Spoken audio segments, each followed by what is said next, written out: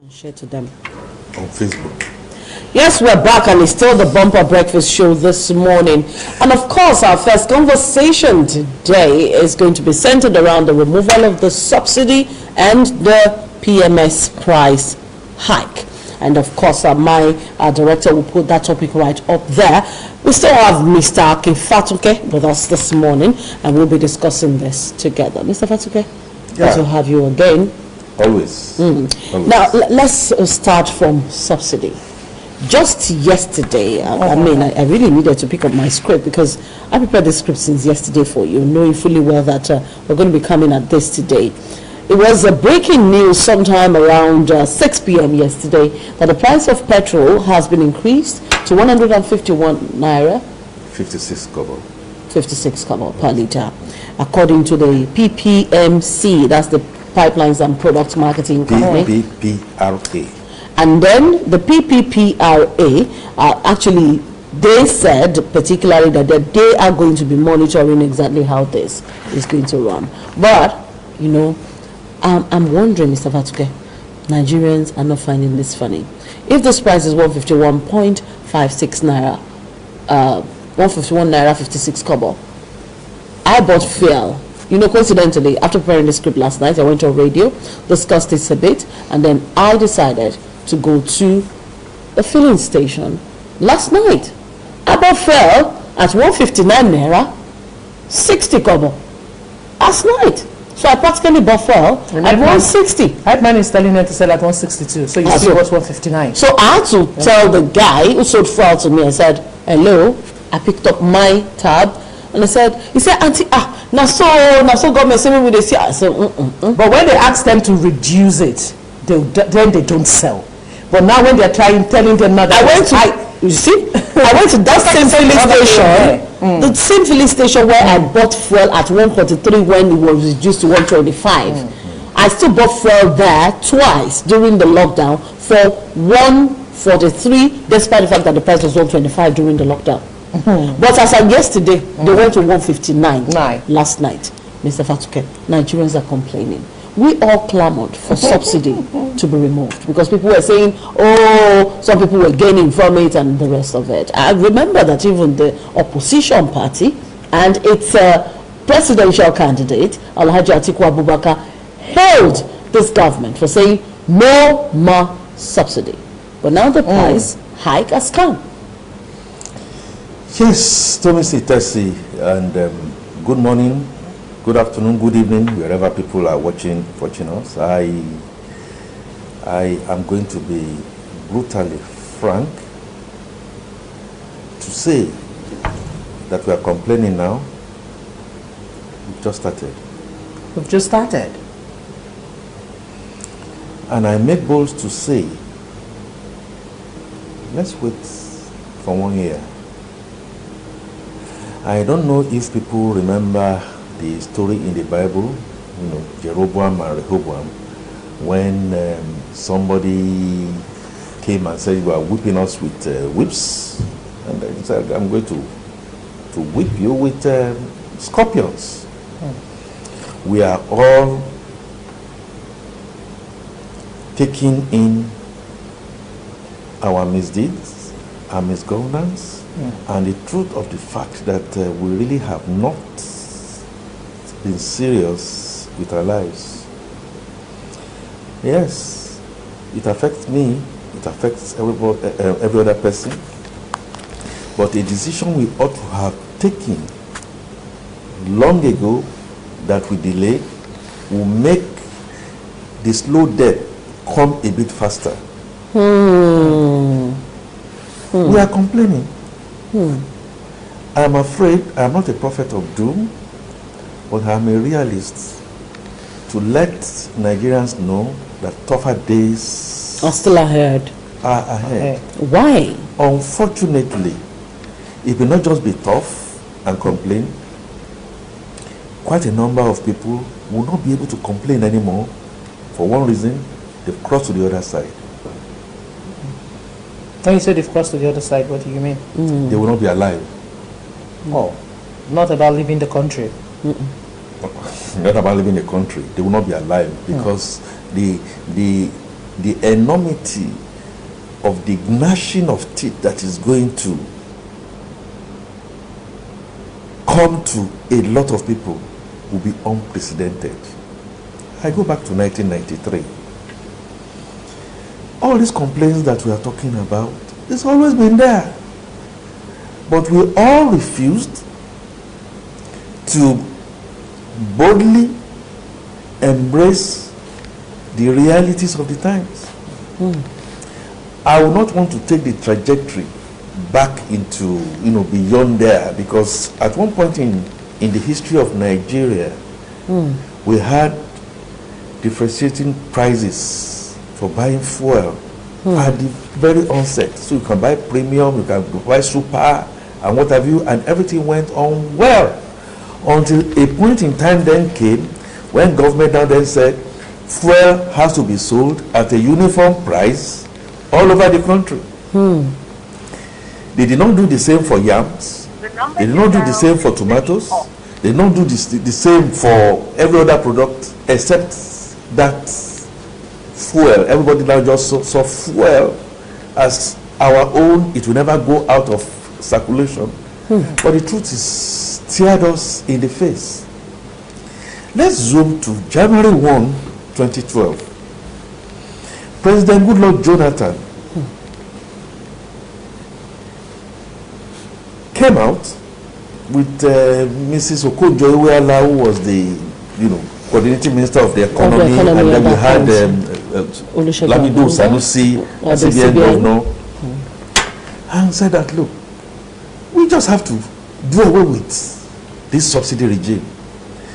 I was in the thick. When I say I was in the thick, working in an oil and gas company, one of the most prominent, really the first in this country, that we have been clamoring, we need to do this. Our refineries are going to go comatose. The so-called turnaround maintenance that everybody talk about is money just going down the drain. It is not sustainable. We've been saying it until we saw Okonjo-Iweala with her experience back then in IMF. Now then said, well, there might be sense in this, because at that point in time, the oil marketers were being owed billions in this so-called subsidy thing. And then what happened? There were probes. I remember I was at the National Assembly. We went and did a lot of talking, and then you had to separate the men from the boys. We found that so many people were just with portfolios, and they were not only smiling to the banks with all the scam that was attendant. And don't forget, Nigeria has no capacity to enforce. Those you say should enforce jump into the bandwagon and they are bribed out of their way. Only few people are able and capable of doing the right thing. Now, Jonathan now then came, and they were going to start to do the town hall meetings to sensitize people, because the people that were benefiting from this were the likes of me, like the likes of you, like the like of Tessie, with cars that were guzzling fuel, and people in the villages who had little to nothing. They were the ones doing the shapas, the oporokos, the little bits and pieces that we talked about earlier, had nothing to benefit from it. The health sector went comatose, electricity went comatose, and what have you. So having said all that, some governors and some people, everybody went to Jota, Pastor Bakari, this, and we were tackling the problem from the wrong end. The people that ordinarily should benefit from this were not benefiting. Few people were smiling to the banks, and you remember all the subsidies come running to billions. Now, where do we stand today? The mirror has shown to us with COVID-19 and what have you, that is not sustainable. The revenue is just not there. And that's one of the reasons, not all, one of the reasons why we have to go out borrowing. Because monies that we ought to have harnessed over a long period of time to be able to develop the critical basics sectors were not there. Now, oil is now a dying asset. Oil is not, revenue is not coming in again. We've just done minimum wage, 30 naira per head. Government is still struggling to be able to do that. Point is clear. And let me make it clear. We have no choice but to remove subsidy altogether. Not only to remove this subsidy, but to remove it in an effective way. But we supported subsidy. To remove it in an effective way, to make accountability much more open. Nobody trusts government. I remember my friend, who is now the senior special assistant to Mr. President, Femi Adesina. He was then the Guild of Editors, president of the Guild of Editors. We all sat on a round table and we debated it. Femi Adesina will be listening to what I'm saying here and he will be able to confirm that. This is the time to do it. However, the Labour Congress did not trust. The Labour Congress too had their own hidden agenda. Look, time will not allow me to be able to. They had their own hidden agenda because there's a bit of a check that they take from some of these things. So everybody will just took their position and then forgot about the national commonwealth and national interest. Now the money is no more there. We must remove it. Cost of governance must come down. We must begin to show very good example. And the National Assembly, the presidency, the lot of hues and cries that the common man sees every day, NDDC probe, that place is still being probed, and the people that are being probed are still there. We have really not shown seriousness. And until and about to see seriousness, the average person now they say, well, this is my own, I just have to pick. And what happens? The Nigeria situation continues to go down. But now I want to quickly ask, is it about parties? Because PDP are complaining bitterly. But they are in support of you understand? So I want to get it now. Is it about party? Okay, now let's assume, PDP are in power.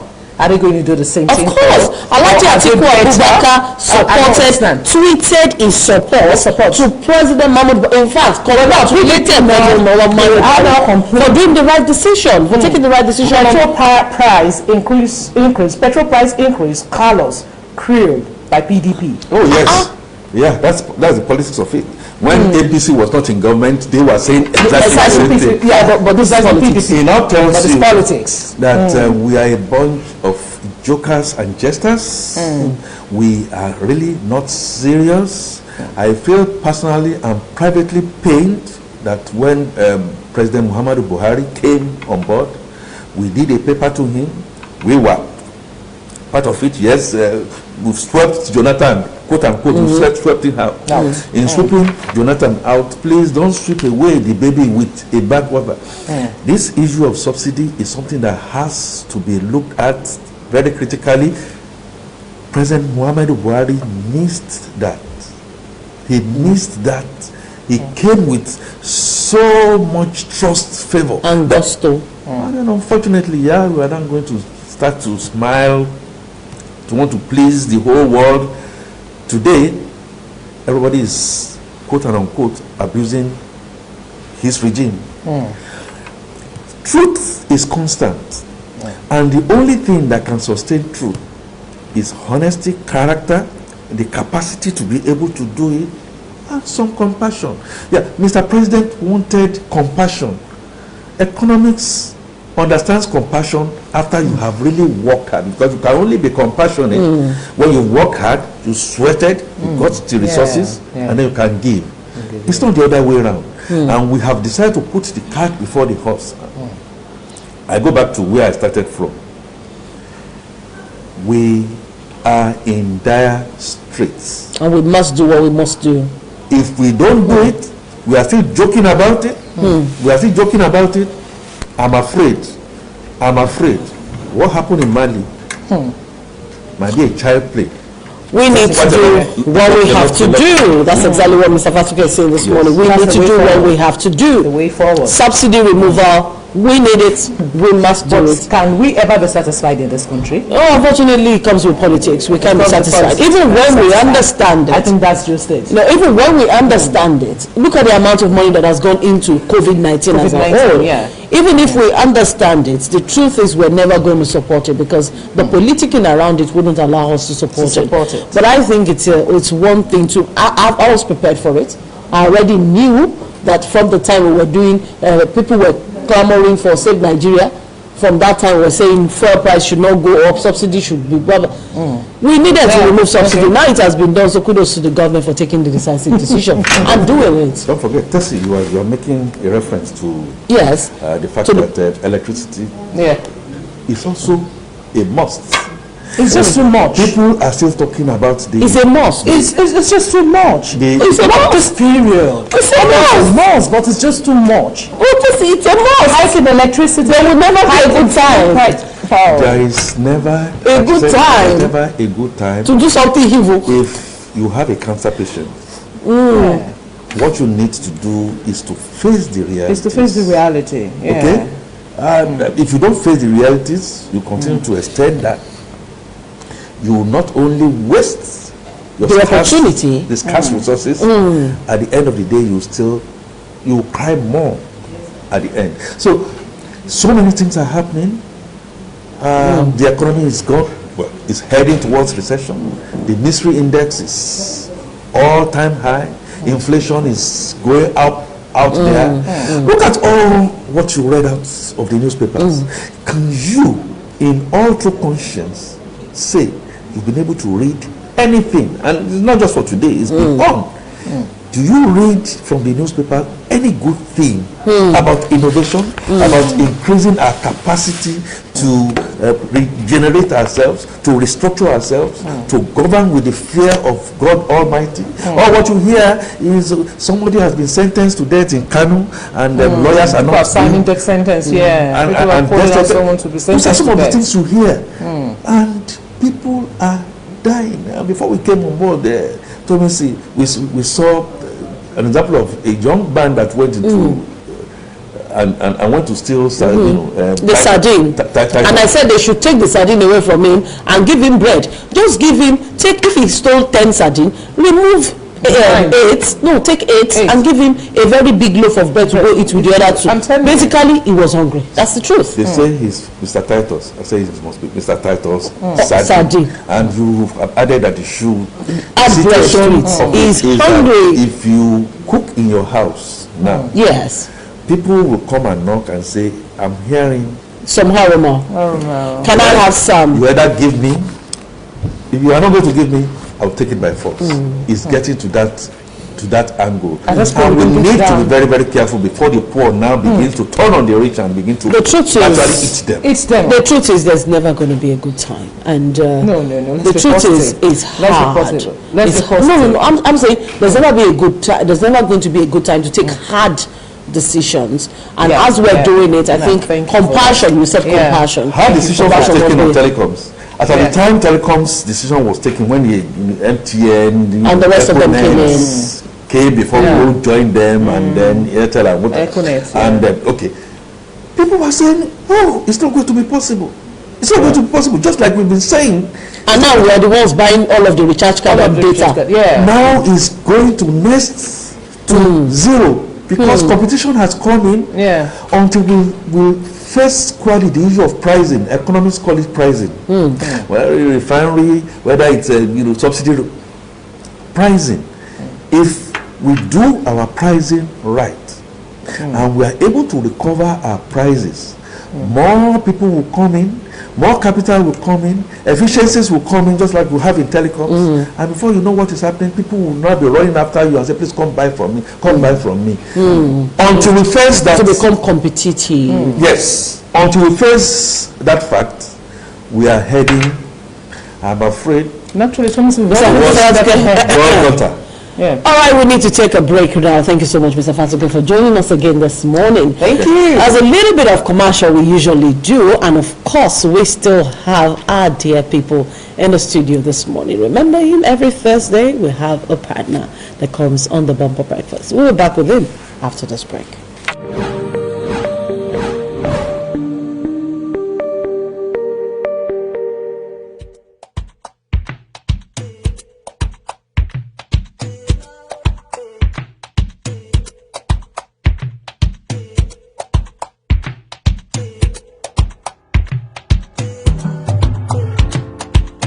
Malakwa ma ṣiṣẹ́, olówó fẹ́ flex yo. No food for lazy man. Paddy, double your work. Anything where you want to, you go get am if you want. Mawagwa alago ṣiṣẹ́ o. Stop living fake life. Ororo no be cool doy. Pussycat no be tiger. Monkey atosi chimpanzee. Walk you. But I no be for monkey o. You wanna have a big boy.